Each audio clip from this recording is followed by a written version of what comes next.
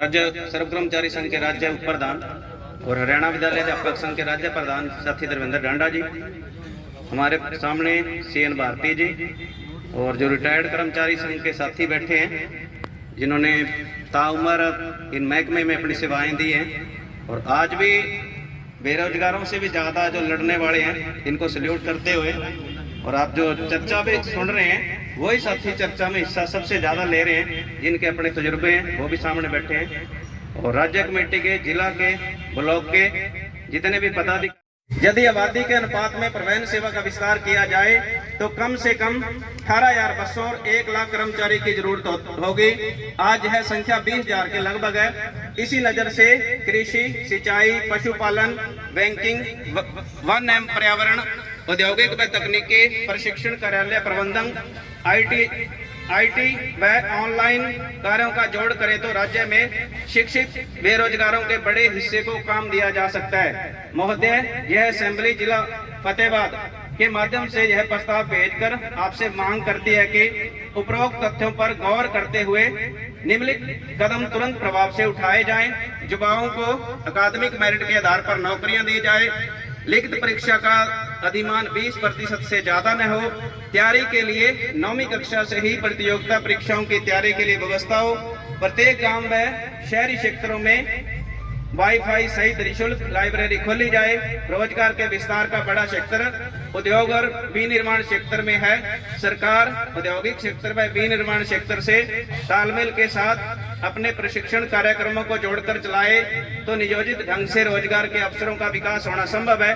शैक्षिक एवं प्रशिक्षण संबंधी योजनाओं को बाजार की जरूरतों के साथ समन्वय से चलाया जाना उपयोगी हो सकता है। इसके अतिरिक्त स्वयं रोजगार के लिए उपयुक्त प्रशिक्षण, बैंकिंग और वस्तुओं को बेचने की सुविधाओं के लिए बाजार प्रणाली का भी विकास नियोजित किया जा सकता है। महोदय, मनरेगा के तहत रोजगार देने से ग्रामीण क्षेत्रों में अच्छा अनुभव रहा है। इसके अंतर्गत साल में 200 दिन काम दिया जाए और दिहाड़ी 600 की जाए। इसी तरह की योजना शहरी गरीबों के लिए बनाई जाए। इस कार्य के विस्तार के लिए कृषि, सिंचाई और विकास कार्यों को जोड़ा जा सकता है। धन्यवाद। मैंने जो प्रस्ताव पढ़ा है इसके अलावा भी कुछ और जोड़ना हो तो वो साथी चर्चा करते हुए इसमें रख सकते हैं।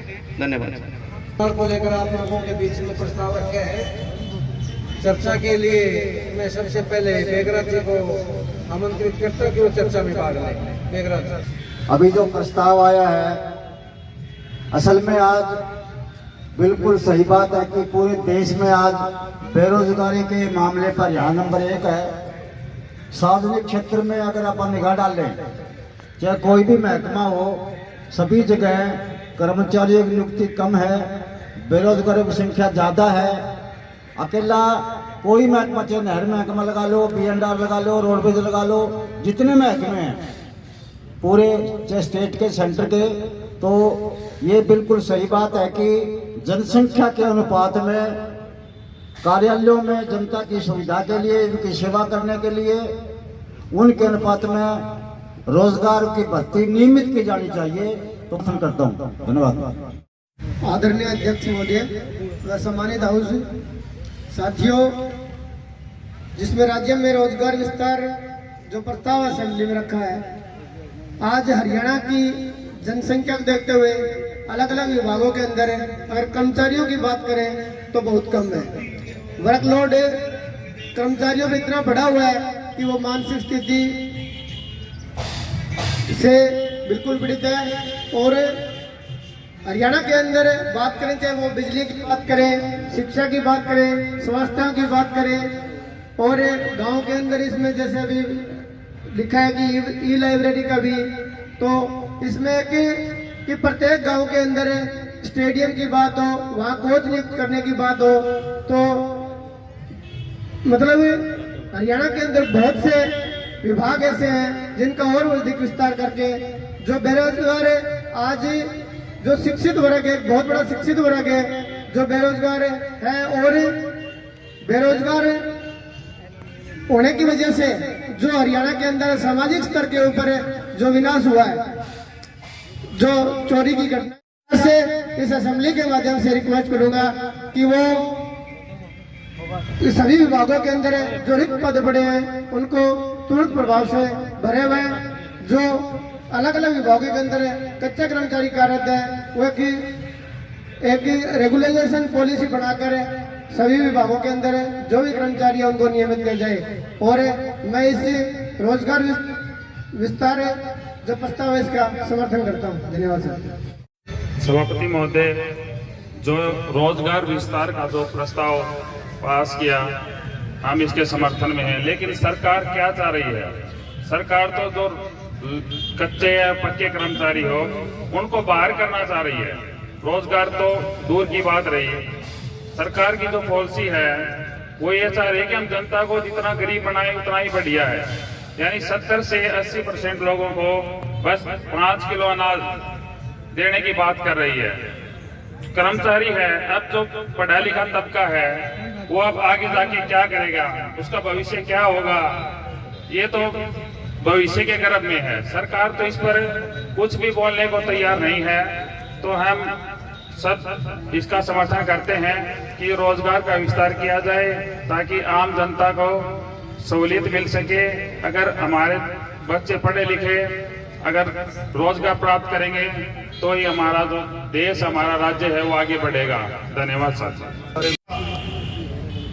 कारण आज युवा भटक रहा है, उसको लेकर के जो चर्चा है, मैं ये स्पष्ट तौर पर कहना चाहता हूं कि हरियाणा रोडवेज के अंदर हमारे कुछ साथी जो ITI से अप्रेंटिसशिप करके जाते हैं और जो हमारा चालक प्रशिक्षण के अंदर है, हर महीने हजारों बच्चों को प्रशिक्षण दिया जाता है। वो बच्चों को रोडवेज के अंदर लगातार सरकार प्राइवेटाइजेशन करने को ऊपर तुली हुई है। और जिस प्रकार हमारे रोडवेज के अंदर जितनी भी नई बसें आई है वह तमाम की बसों का सारा काम वर्कशॉप के अंदर होना चाहिए और वर्कशॉप के अंदर भर्ती होनी चाहिए ताकि बेरोजगारों को सुविधा मिलेगी जनता को। और जो बेरोजगार साथी हैं, एक बस के ऊपर अभी साथी ने चर्चा की थी, हम ये कह रहे हैं कि एक बस के ऊपर 7 कर्मचारियों का नॉर्म है, जिसमें से अगर 10 या 15 हजार बसें जाएंगी तो कम से कम 1.5 या 2 लाख बेरोजगारों को रोजगार मिलेगा। आज लगातार चाहे वो बेरोजगारी का जो कारण है निजीकरण, आज हम सरकार से मांग कर रहे हैं कि तमाम के तमाम जिलों के अंदर बड़े बड़े मेडिकल कॉलेज होने चाहिए ताकि जनता का इलाज भी हो। और हमारे साथी जो डॉक्टर हैं उनको वहां पर जो MBBS करके जाते हैं, जो हमारी बहनें हैं और नर्सिंग का कोर्स करके जो भटक रही है, उनको वहां स्थायी रोजगार मिल सके और जनता की भी सेवा हो सके।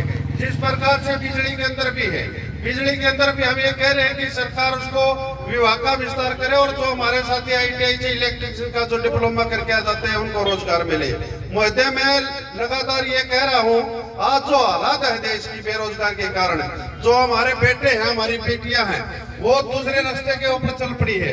आज जो बच्चों को हाथ में कलम और बच्चों के अंदर जो माता पिता के प्रति और देश के प्रति भावना होनी चाहिए साथियों, मोदी जी वो आज बच्चे नशे की ओर जा रहे हैं। आज चोरी का और नशे का आदत उनके ऊपर पड़ रही है। तो मैं मोदी आपसे प्रार्थना करता हूं कि ये जो प्रस्ताव है तमाम के तमाम पूरे हरियाणा के अंदर हमारे जो पोस्ट खाली है इनको तुरंत भरा जाए और फिर हरियाणा तमाम जितने विभाग हैं उनका राष्ट्रीयकरण किया जाए और विस्तार किया जाए और बेरोजगारों को रोजगार दिया जाए।